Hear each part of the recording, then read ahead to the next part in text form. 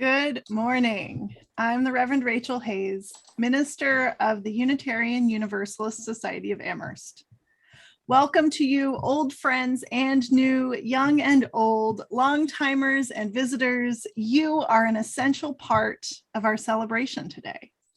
Whether today is your first or your 1000th Sunday in our midst, we are stronger because you are with us. We are one people of many beliefs, many origins, sexualities, and genders. We are all growing, all learning, all loved. Just as you are welcome here. Today, we are talking about the 8th principle and some of the things it means for us this year.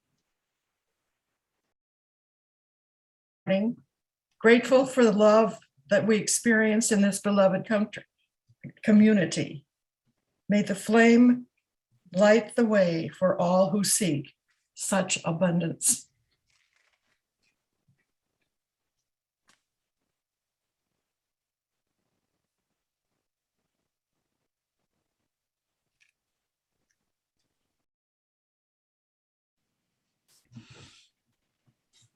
Let's start off with some meditation and breath in our bodies. One of my neurodivergent friends and colleagues has said it doesn't help her when the instructions are to breathe. Aren't we already breathing? What invites her into the meditation is the instruction to breathe more. So let's try breathing more today. I invite you to notice that you are breathing. Breathe more in this space. What does more feel like to you?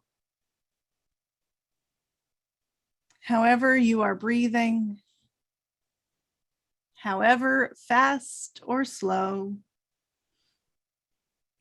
however deep or light, you are doing this meditation the right way for you. So I invite you to keep breathing more, and noticing more. Breathe more into your chest. You might like to place your hands on your chest. Maybe it will help you feel more of that more feeling.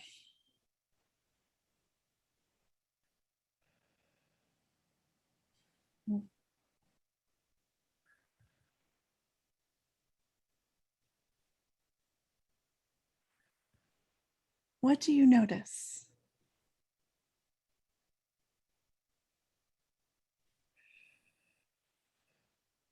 More breath, more possibility.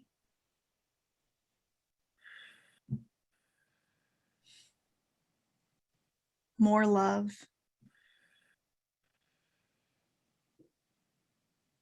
Make room for any sense of more that you would like more of.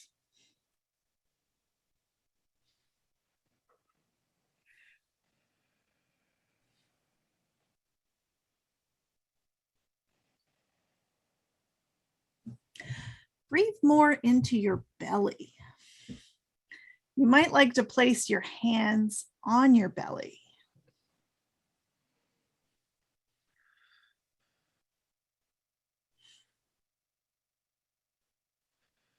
What do you notice? More connection, more trust,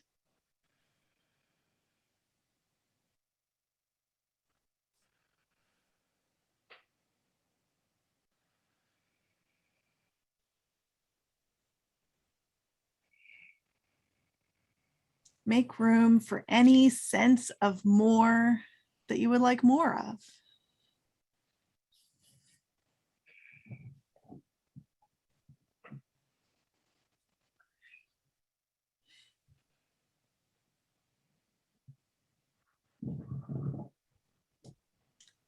Breathe more into your face.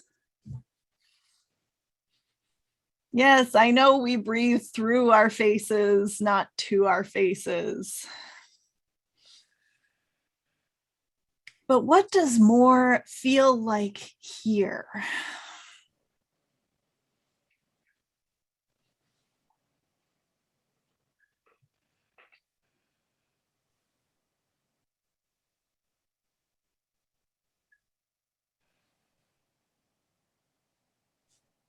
Make room for any sense of more that you would like more of.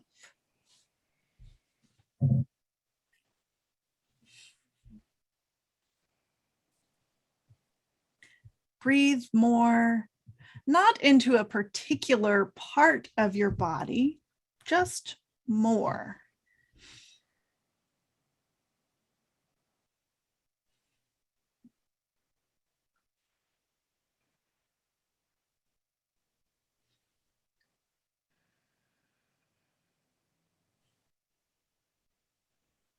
Is there a part of your body that is saying, hey, hi, I'd like some more breath too?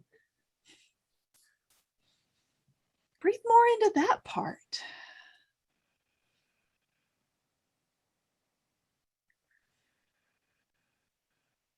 Say hi back.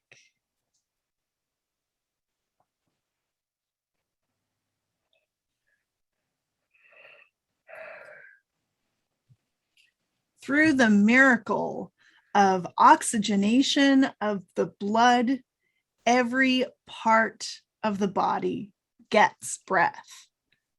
Every breath you breathe and every breath more nourishes the whole body. So when your hands want more breath, when your feet want more breath, it's more for the whole body.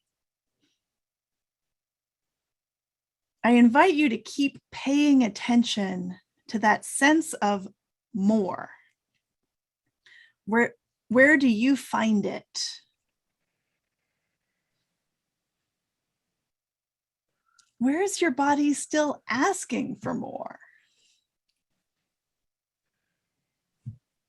You always have access to this knowledge because it's your breath and your body.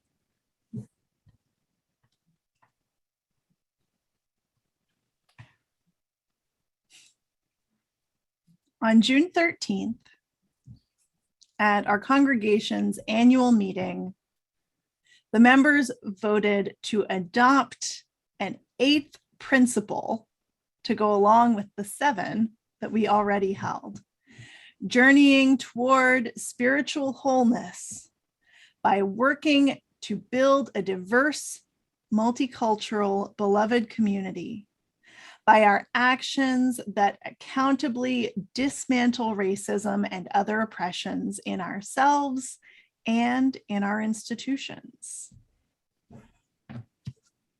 Look, I even put it in this framed poster of the principles and sources that hangs in my office.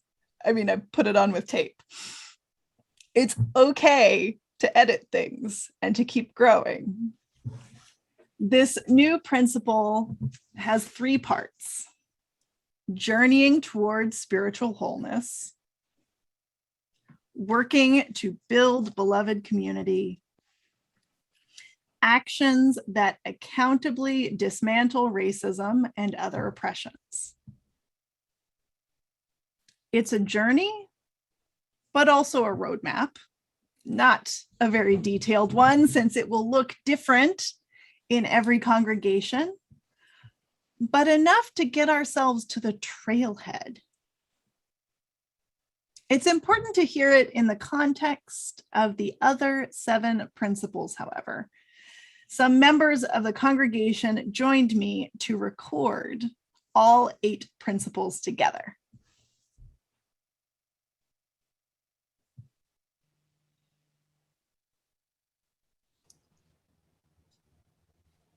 We covenant to affirm and promote the inherent worth and dignity of every person, justice, equity, and compassion in human relations, acceptance of one another, and encouragement to spiritual growth in our congregations. A free and responsible search for truth and meaning. the right of conscience, and the use of the democratic process within our congregations and in society at large. the goal of world community with peace, liberty, and justice for all. Respect for the interdependent web of all existence, of which we are a part.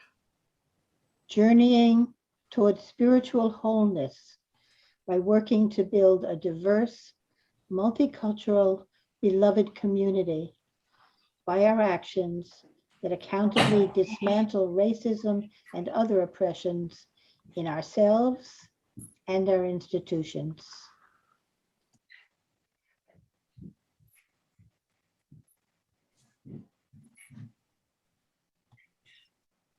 One of the ongoing questions I hear about this principle: what is beloved community?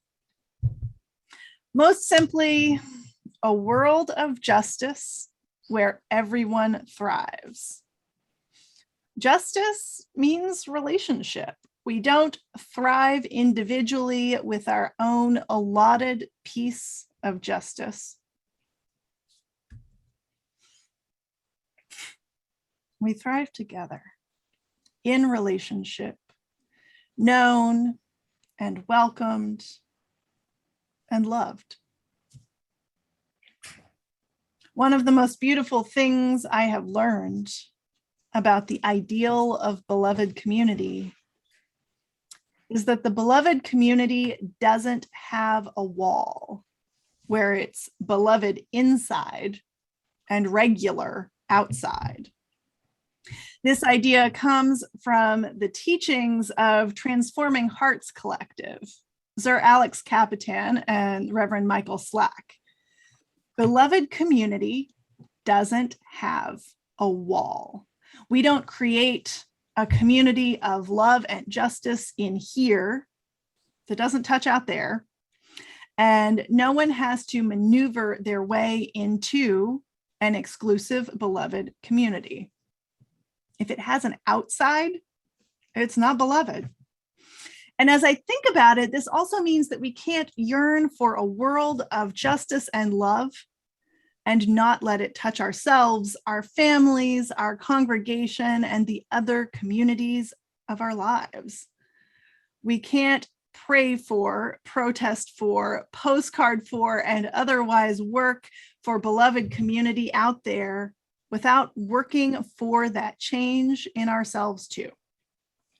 That's not beloved community either. That's more like a paternalistic agenda.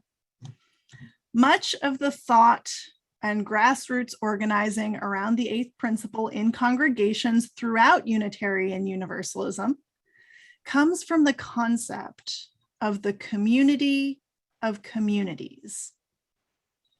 Let's start with the Unitarian Universalist Society of Amherst. This is a community, and we can talk about it as a whole, but there are communities within it, and these communities overlap. There's the community of members, which voted to adopt this principle.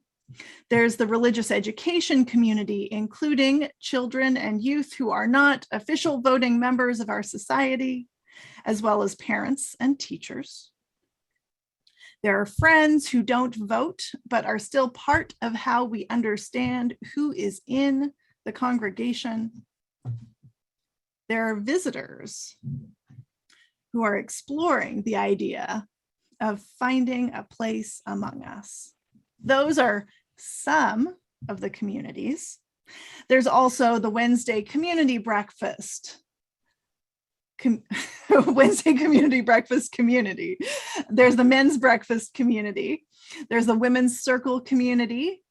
Committees are communities and small groups are communities, and the choir is a community still even when we can't sing in the same way. The staff is a community. All of these are communities within our UUSA community. But we can move in the other direction too. The UUSA is part of the Amherst community and other geographic communities. We are part of the Unitarian Universalist Association, which literally is just a bunch of congregations and other organizations holding each other in covenant. We're part of the local culture, and we're part of the national culture and global community too. We knew this before the pandemic, and we certainly know it now. Who we are together and in relationship with the rest of the world matters. I think that's why I hear the music of Mavis Staples so strongly in my head when I think about where we're trying to go with this 8th principle. Her family, the Staples singers, were part of the soundtrack of the civil rights movement, recording a mix of spirituals, gospel, and secular music. They continued to record inspirational hits like I'll Take You There. It's a good one. And now that she's the last surviving member of the Staples singers, she's still going. And in recent years, she's taken to writing and performing music that holds hope and truth together. Music that acknowledges that the way has been hard and still isn't done, but moving toward change feels better than staying where we are.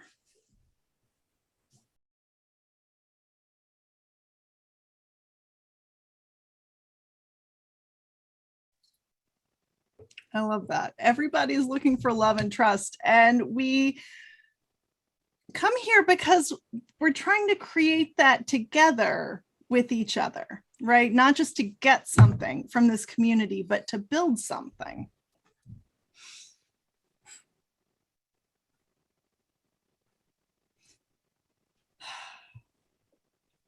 I think we're looking at another hard year. If this year does get easy, I'll take it, but I'm not betting on it. I think the best we can do will be to respond to the moment again and again until we understand what life is like on the other side of a pandemic. And that means change. We've adjusted to a lot of change already, and we continue to try new things. I wouldn't be surprised if we changed how we do things many times throughout this next year as we try to balance our need for connection with our need for safety. What we can do is to lean into this journey towards spiritual wholeness. We can work on creating spiritual resilience in ourselves, in our relationships, in our communities, all the way up and all the way down. I'll ask you to work with me in this in a couple ways. To start, keep coming to services. We will be cultivating this resilience in ourselves and in the congregation throughout the year in the Sunday service. Those of you who are keeping score at home may have noticed that the last 2 years I have preached throughout the year on a theme.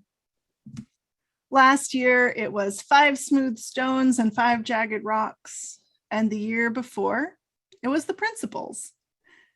This year it will be Tema Okun's work on the characteristics of white supremacy culture and their antidotes. She writes, white supremacy culture trains us all to internalize attitudes and behaviors that do not serve any of us. I agree with that. To be clear, I'm not talking about the white supremacy of people who scream hate in person or across the internet or commit hate crimes, though they are affected too. I'm talking about the larger culture of white supremacy that has taught us all what's good or bad, acceptable or not, worthy or unworthy. We know and express in our first principle that we all have inherent worth. That's a start, right? For countering this white supremacy that speaks around us all the time. Though white supremacy culture lands differently on each of us based on our race, ethnicity, gender, class, wealth, ability, education, etc. It lands on all of us. So that's what we'll be talking about this year. Not to perfect us or shame us or anything like that, but because every day is an opportunity to grow deeper into relationship with one another. And before you think this isn't relevant to your life, the first one is about moving through fear. I know I've been afraid sometimes. I expect most of us have, and all of us know someone who's been afraid. If you want to read more about this, check out Tema Okun's beautiful and resource-rich new website, whitesupremacyculture.info.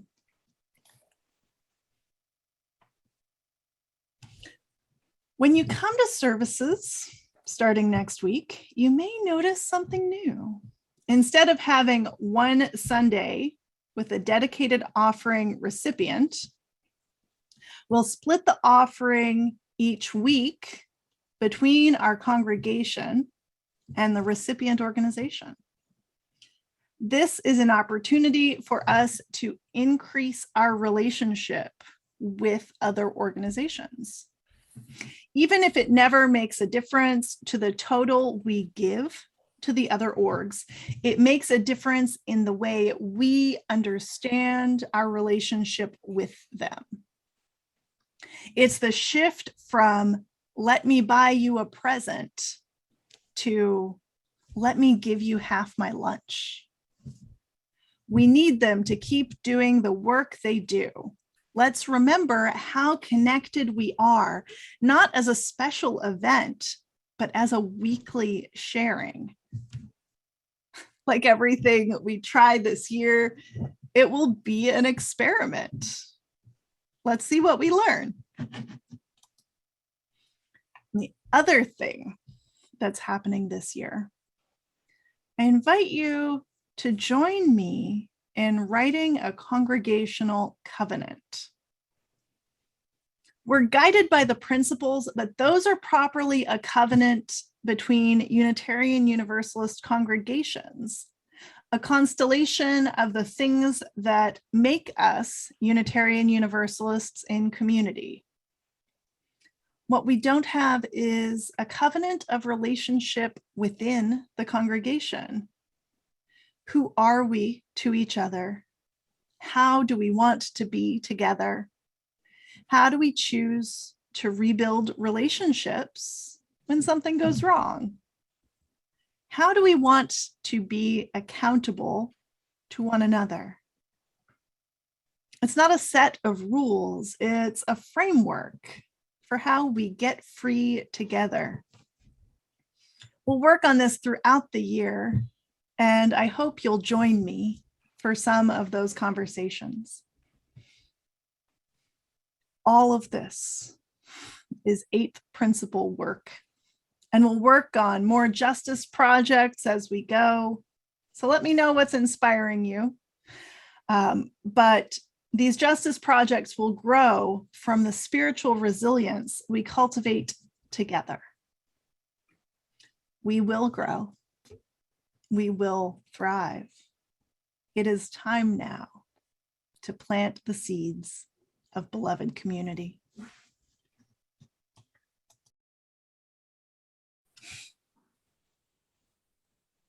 Spirit of love and trust, connection, forgiveness, and grace. We show up to this moment as we are, bearing every hurt and hope. We hold our personal joys and sorrows, and we are connected to the world as we join our hearts with people around the globe. We give thanks for the witness of those who marched in Washington and around the country yesterday in the continued struggle for voting rights. 58 years after I Have a Dream, Dr. King's legacy and work continue. We hold in our hearts all whose lives are threatened and turned upside down by Hurricane Ida.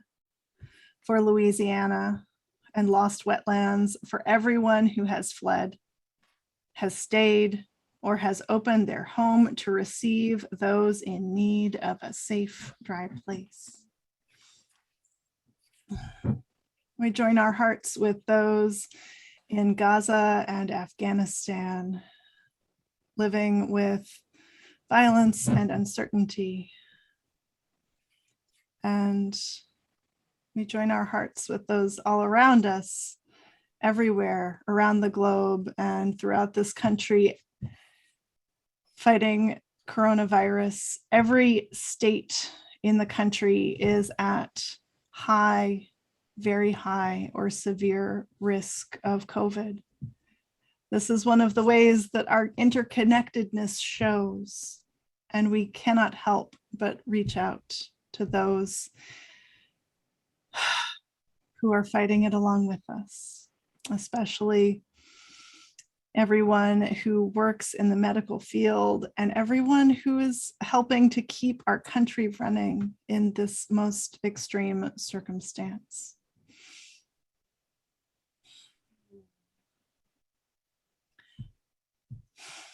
Blessed be. Amen.